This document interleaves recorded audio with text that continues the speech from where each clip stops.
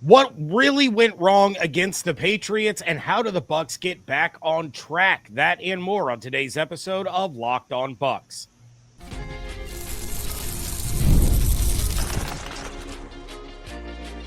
You are Locked On Buccaneers, your daily Tampa Bay Buccaneers podcast. Part of the Locked On Podcast Network, your team every day. What's up, and welcome into this episode of Locked On Bucs, part of the Locked On Podcast Network, now the #1 sports podcast network. Want to thank you for making Locked On Bucs your first listen or view every single day. Don't forget you can subscribe or follow for free on YouTube or wherever you get your podcasts. And of course, you can follow along on Twitter. I am James Yarcho at JYarcho_Bucs. He is Evan Klosky at EKlosky_WTSB. We are your credentialed members of the media covering the Tampa Bay Buccaneers. Evan is, of course, on 10 Tampa Bay, 10tampabay.com, and the 10 Tampa Bay Plus app. And I am here with you every Monday through Friday along with the everydayers. For that, I want to share my appreciation for your continued support of the show. One of the ways you can support the show is become a Locked On Bucs insider. You're going to get news, rumors, updates, general thoughts, one-on-one conversations with me via text message. Go to joinsubtext.com/LockedOnBucs or click the link in the show notes to become an insider today. This episode is brought to you by FanDuel. Right now, new customers can bet just $5, and if your bet wins, you're going to get $300 in bonus bets to use across the app. Taking a look at the game against the Buffalo Bills coming up this weekend and predictions, that's all coming up a little bit later. But, Evan, I'm curious to hear your thoughts on this loss to the Patriots. We were both pretty confident that the Bucs were going to win this game. They were going to be rested and at least more healthy coming out of the bye. Instead, you and I were chatting quite a bit throughout the game, talking about how neither one of our bold predictions was looking all that great. But what was your biggest takeaway from that game in the way that, you know, the Buccaneers ended up losing to the first place New England Patriots? So here's the thing.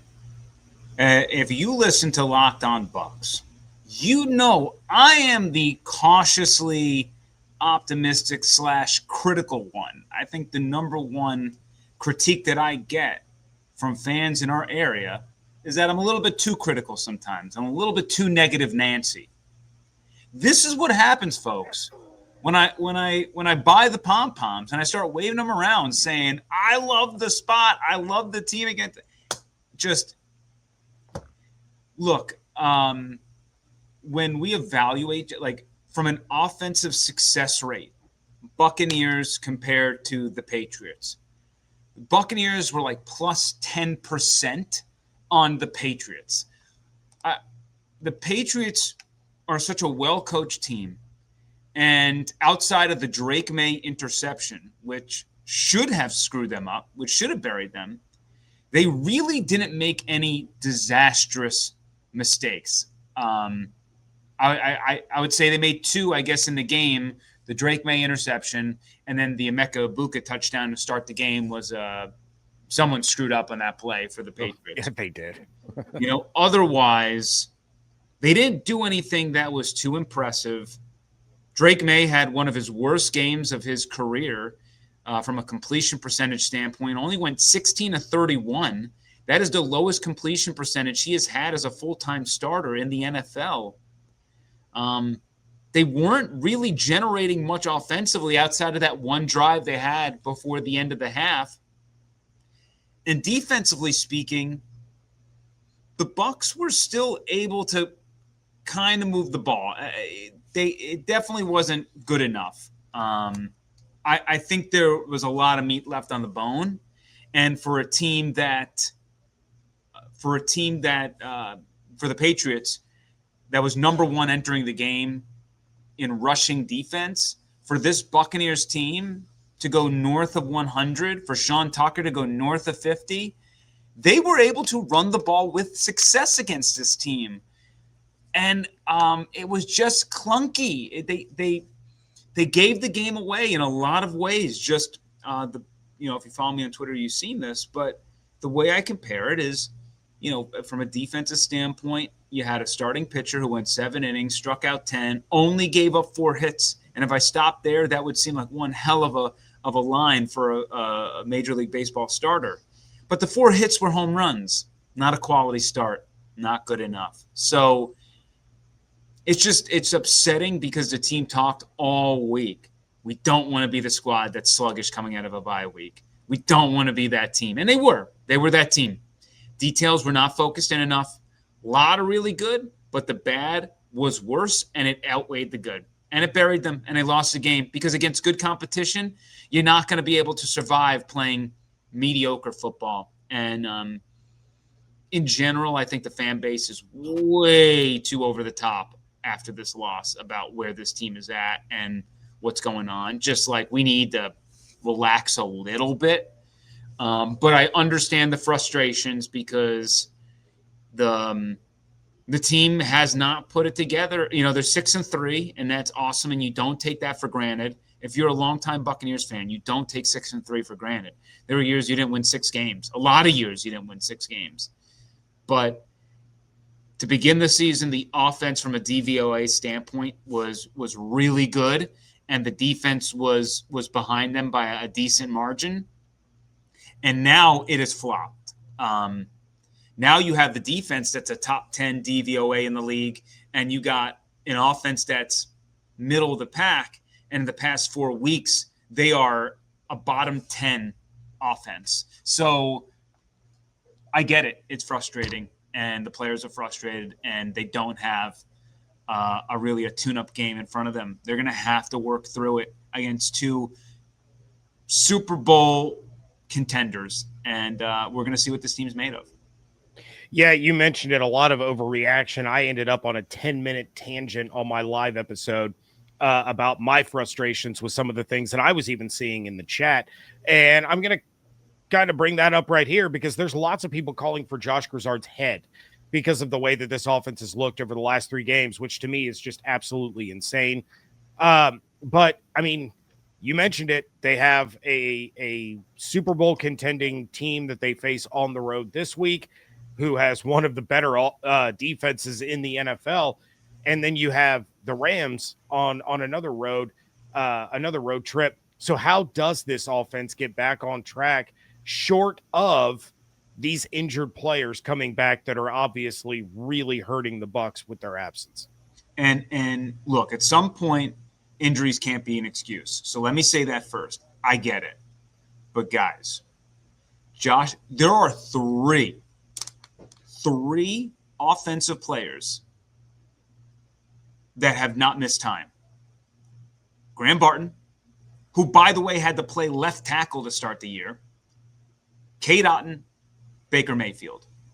Baker Mayfield, who's also been nursing an injury, who said before the broadcast that he was 50% before the bye week, and he's gutting through it. Because whatever y'all say out there, 50%, 75% of Baker Mayfield is still better than 100% of Teddy Bridgewater. No shade to Teddy.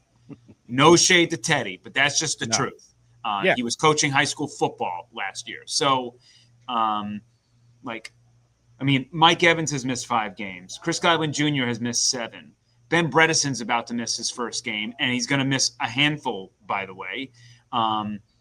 He basically missed all of this game. He played 1 drive. Yeah, exactly. So he already kind of missed a game. You're right about that. Cody Mauch's going to miss 15 games this season. Jalen McMillan's going to probably miss 15 games this season. Bucky Irving is on 5, going on 6. Michael Jordan has missed 4. He's a backup. Ko Kieft is going to miss 12 games or something like that. Luke Haggard missed 2 and was inactive. Dan Feeney is starting. He was on the practice squad for the Bills to begin the season. Michael Jordan, I don't care. Go to any team, and take away take away 8 of their starters. 8 of their starters. You're going to have problems. And I think the team has actually done all right. I mean, it was crazy what they were doing right before the Detroit Lions game. The rubber hit the road. I think they are struggling man to man. They don't have an ace man to man. I would say Sterling Shepard's probably their best option, but even so, Sterling Shepard is, he's a complimentary piece. I love Emeka Egbuka. He's not there yet to where man-to-man, he's going to win against Christian Gonzalez. Man-to-man, where he's going to win against Quinyon Mitchell. And there were, those were a couple of games where the Buccaneers said, "Oh, he's not getting double teamed. Let's force feed him." And they missed some. Like Baker did not have a good game. I don't think he's seeing the field very well. I think the offensive line issues have completely jumbled his head and put him into some really bad habits. I think the game is moving a little bit too quick for him, and he's just got to relax a little bit. And I know that's easier for me to say from a nice, cozy room without nursing injuries. Like, F you guy, I totally get it. But I do think some of these things are fixable, and I do think Grizzard's not perfect. Don't get me wrong. This isn't to say that Grizz is nailing it. He's a first-year guy. They brought him in. He was supposed to have a stacked offense, and this was a guy who was supposed to take Bio 101 and has progressed all the way to OChem 323. Like, he was supposed to have so many weapons that it really didn't matter as he learned along the way. And now he's progressing to, like, Liam Cohen didn't have to face these problems. Dave Canales didn't have to face these problems. It's not eye for an eye. People need to relax here. I think it's really unfair. This is why you are my favorite person named Evan, is because everything that you just said was exactly what I said in my post-game live. You didn't hurt my feelings. I know you didn't watch the live. I know you. I had to do my job too. Yeah. Yeah. You had your own stuff going on. You'd have been in the live chat. But yeah, it's exactly that. I have nothing to add there. So we are going to go ahead and turn the page to the Bills game. That is coming up next on today's episode of Locked On Bucs, part of the Locked On Podcast Network, your team every day. If you're a business owner, here's the truth. SaaS promised to make work easier, but now the average company is buried by hundreds of apps that slow down your teams and simply don't work together. That's not SaaS, that's SAD, software as a disservice. That's why you need Rippling. Rippling is the unified platform for global HR, payroll, IT, and finance all in one place. They've helped millions of businesses replace a mess of disconnected tools with one system designed to give leaders clarity, speed, and control. By uniting your employees, teams, and departments in one system, Rippling removes the bottlenecks, busy work, and silos your software created. Everything from onboarding to payroll to IT access runs automatically and perfectly in sync. Right now, you can get 6 months free when you go to rippling.com/lockedonnfl. Learn more at rippling.com/lockedonnfl. That's rippling.com/lockedonnfl for 6 months free. Terms and conditions apply. The NBA is back, and there's no better place to get in on the action than FanDuel, the official sports betting partner of the NBA. Even if you missed the start of the game or want to ride the hot hand, FanDuel has live bets on everything from who will score next to fourth quarter comebacks. Plus, you can even combine your live bets into a same-game parlay for a shot at a bigger payout. It keeps every game exciting, especially when your team's making that late push. The defending champion Oklahoma City Thunder are the favorites to win the NBA Finals at plus 200, followed by the Cleveland Cavaliers at plus 650, the Denver Nuggets at plus 700, and the New York Knicks at plus 1,200. Meanwhile, the Buccaneers are 5.5-point road underdogs against the Buffalo Bills with an over-under of 47.5. Right now, FanDuel is giving new customers $300 in bonus bets when your first $5 bet wins. So head to FanDuel.com to sign up and play your game with FanDuel, the official sports betting partner of the NBA. Thank you again for making Locked On Bucs your first listen review every single day. And thank you for making Locked On the #1 sports podcast network. All right, Evan, the Buccaneers are not the only team coming off of a disappointing loss last week. The Bills were absolutely dominated by the Dolphins, who, to their credit, are still playing extremely hard for head coach Mike McDaniel. But both of these teams are looking to bounce back. The Bucs have not lost back-to-back games this season. The Bills are trying to avoid losing back-to-back games for a second time this season while staying in the hunt for the AFC East. So, I mean, I got a really simple question. How do the Bucs get a win in this game on the road against Buffalo? This is a really interesting matchup. We have strength versus strength and weakness versus weakness. The Bucs defense is very good. I know that they made 4 horrific mistakes, and really it's 3 horrific mistakes. I think looking back at the Kyle Williams touchdown, I think that was tremendous. Drake May with an awesome throw. Benjamin Morrison could have been better. I think I might have been a little bit harsh on him in live time looking at that play. Looking at the all 22. That's why you got to look at the all 22, folks. And I know that, and I still do it. But I can live with those. The run touchdown, the 2 rushing touchdowns, those are inexcusable. Especially the last one, which was an Antoine Winfield Jr. mistake, which is unlike him. But I wouldn't even pin that solely on Antoine. I watched a couple of replays of that again, and half the defense just got pancaked. Levante scorpioned onto the ground. It was ugly all around, and there was no containment. If you watch it, Greg Gaines has a tremendous push, and he shoves the guy backwards, and he almost makes the tackle himself. He's reaching, trying to make the tackle. He just can't do it, so he dives for it. Yaya Diaby shoves Will Campbell all the way backwards, just taking him for a ride. Antoine, instead of setting the edge, which would have filtered Trevion into Levante David, he tries to kind of – I don't know what he was trying to do. Maybe he was trying to make the tackle for a loss or avoid the contact of a monster human being coming his way. But he did it early in the game where he set the edge, and Levante made the tackle. I don't know why he did it that way, but Antoine tries to okey-doke his way into this situation, and he tabletops Campbell, and that sets a whole domino of people just falling because of it. It really wasn't anything that the Patriots did. It's kind of ridiculous that the NFL had a tweet that was like, oh my God, the Patriots offensive line. It was really just Antoine taking a terrible angle, which resulted in tabletopping 2 guys who were getting taken for a ride by the defensive players from the Bucs. But overall, right, defense for the Bucs is really good. The Bills' offense is really good. The Bills' defense ain't that great, and the Bucs' offense ain't that great. So it's really going to be best versus best, the weaker versus weaker.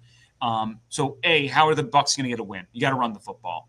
The Bills are one of the worst teams against the rush, and you have to look at their rushing yards per attempt versus just their overall numbers, which are bad. But rushing yards per attempt, they're one of the worst in the league. You just saw Miami just crush this team. And look, we all talk about injury issues here for the Buccaneers.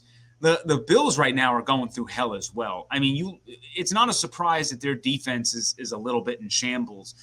Landon Jackson, who was getting playing time, their rookie, he just got shoved on the IR. Epinesa's got a concussion issue. Ed Oliver is not going to play. He's on the IR. They have, 2 to 3 guys on the defensive line who are also on the IR. On top of that, we don't know if Shaq Thompson's going to be able to play. You got, Taylor Rapps on the IR. We don't know if Benford and Johnson are going to play. Their defense is in shambles. So, and then offensively speaking, we think Joshua Palmer is going to return. So it might just be no Dalton Kincaid. They might be all right there. So you gotta win this game offensively. You gotta assert your will. You gotta run the football. This is a team that is heavy zone, which is going to work right into the Buccaneers' hands. So if they go man, you gotta learn how to win man. It's not what they do often, but they might tailor their game plan around it because the Bucs haven't proved that they can do anything with it. So A, run the football. B, you gotta contain Cook. You just gotta limit the explosives.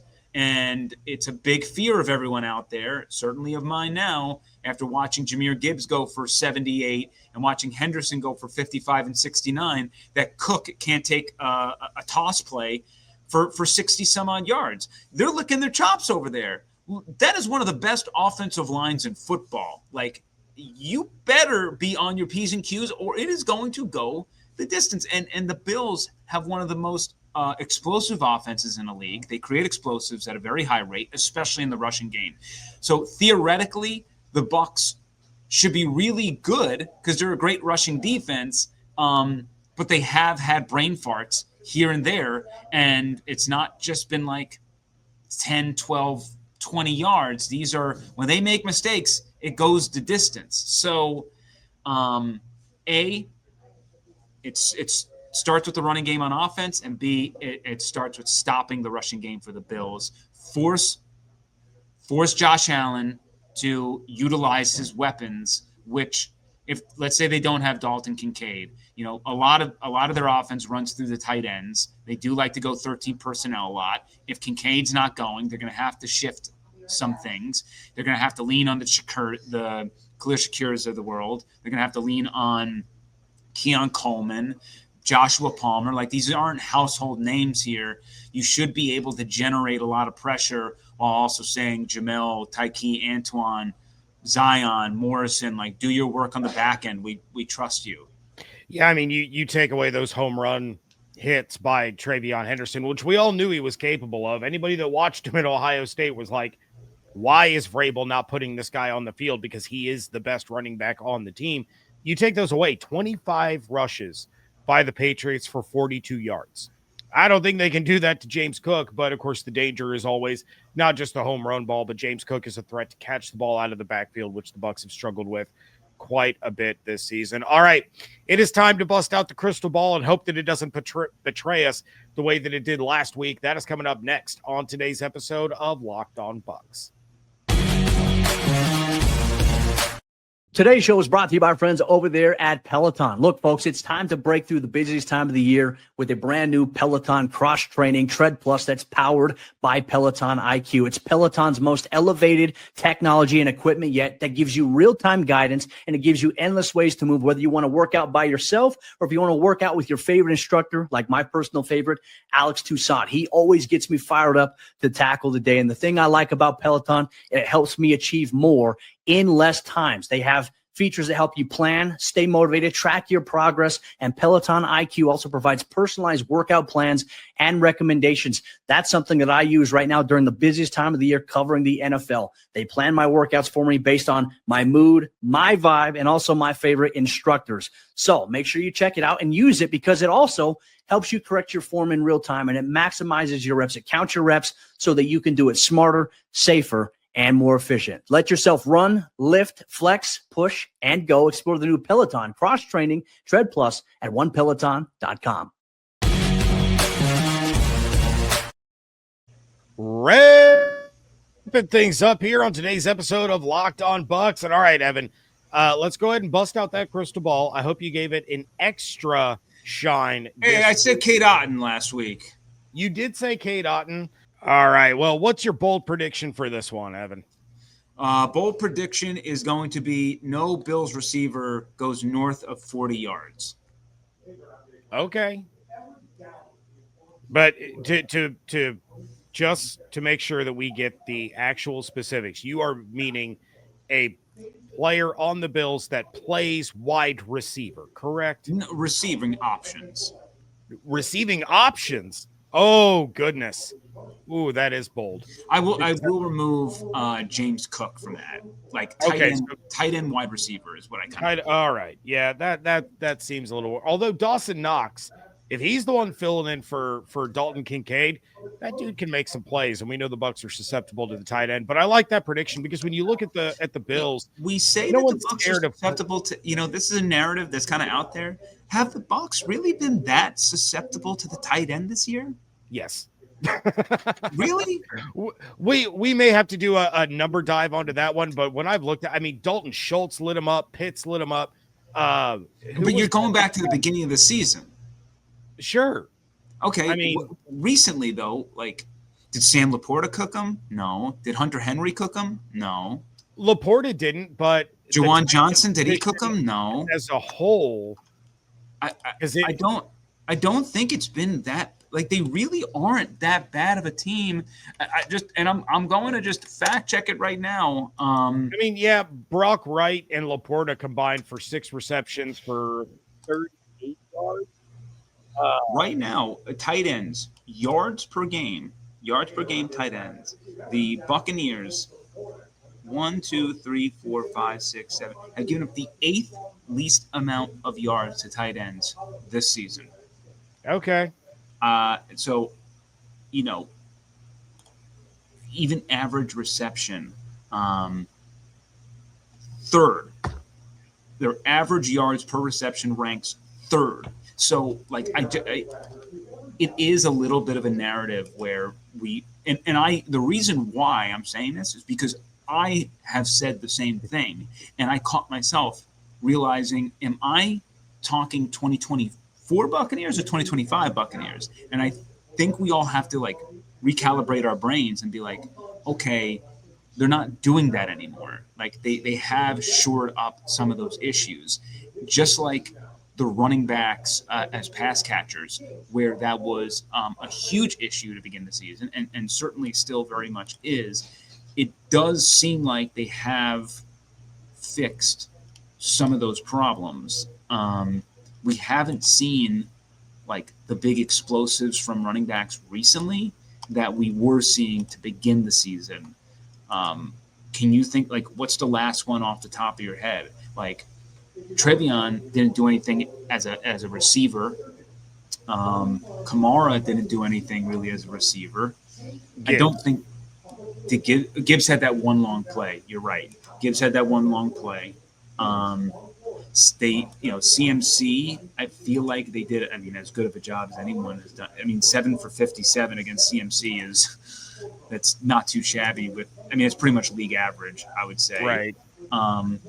So didn't need to because they, and Kenneth, I think Kenneth Walker had a big play, and he's not really but that's not really their game.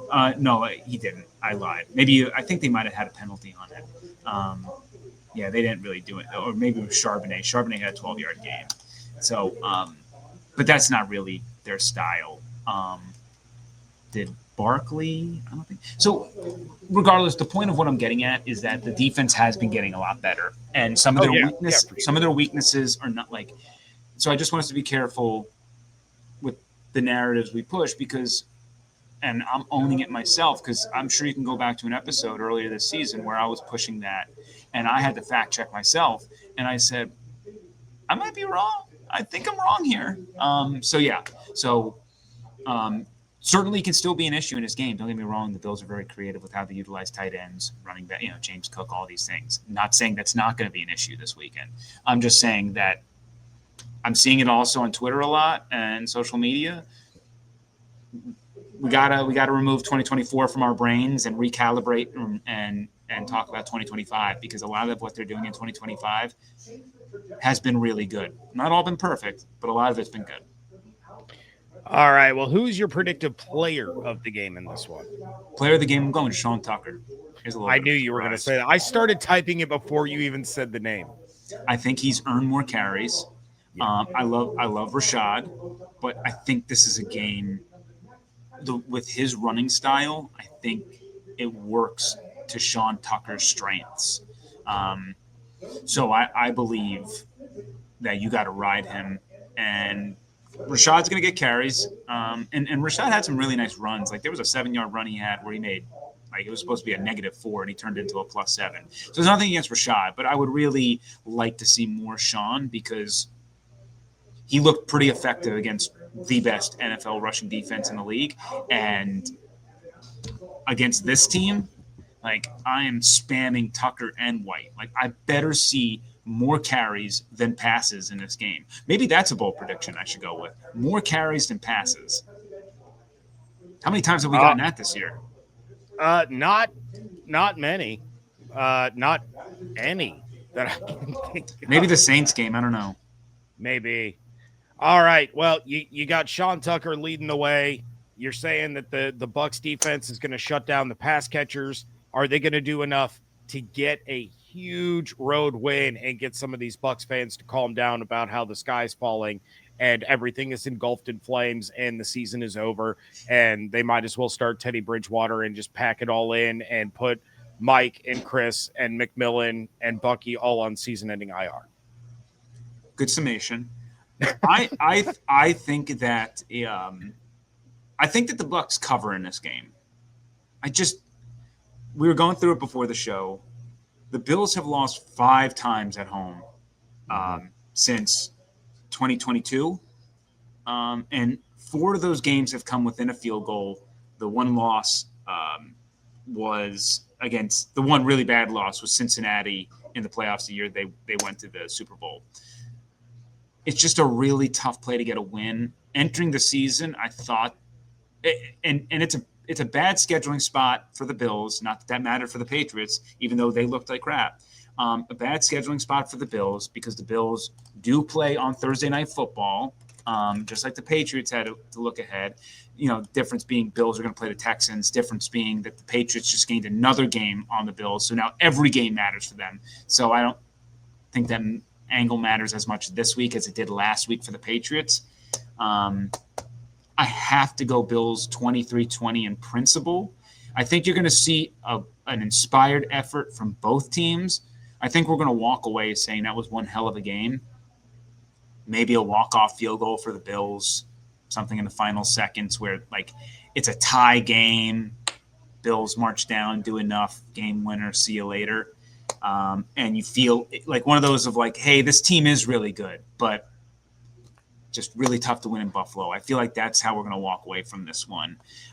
But I'm not ruling out an upset here. I think it's I do think it's possible. So Bills 23-20, Bucs cover, Bucs fall just short.